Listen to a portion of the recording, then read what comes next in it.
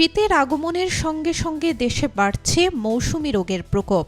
চিকিৎসকদের মতে এই মৌসুমে বিভিন্ন ভাইরাস ও ব্যাকটেরিয়ার সক্রিয়তা বেড়ে যাওয়ায় শিশু থেকে বৃদ্ধ সব বয়সী মানুষেরই অসুস্থ হওয়ার ঝুঁকি থাকে বেশি।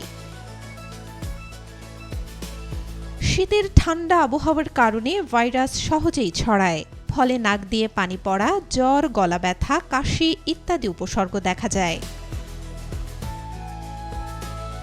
শিশু ও বয়স্কদের মধ্যে নিউমোনিয়া সবচেয়ে বেশি দেখা যায় শীতকালে। ঠান্ডা বাতাসে শ্বাসনালী সংকুচিত হওয়ায় হাঁপানি রোগীদের অবস্থাও খারাপ হতে পারে।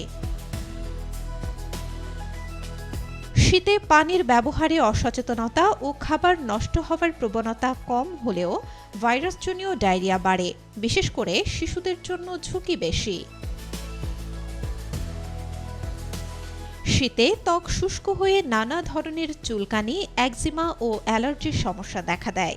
হিটার বা গরম কাপড়ের ধুলাবালিও অ্যালার্জি বাড়াতে পারে। তাপমাত্রা কমে গেলে জয়েন্টের ব্যথা ও আর্থ্রাইটিস রোগীদের সমস্যা বেড়ে যায়। অনেক সময় ব্যথার তীব্রতা আগের তুলনায় দ্বিগুণ হয়।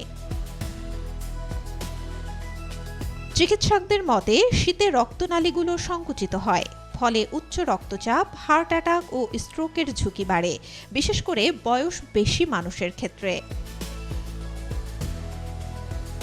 শীতের সঙ্গে মানিয়ে চলতে প্রয়োজন গরম কাপড় ব্যবহার, পর্যাপ্ত পানি পান, ঘরবাড়ি গরম ও পরিচ্ছন্ন রাখা, শিশু ও বয়স্কদের বিশেষ যত্ন এবং দ্রুত চিকিৎসকের পরামর্শ।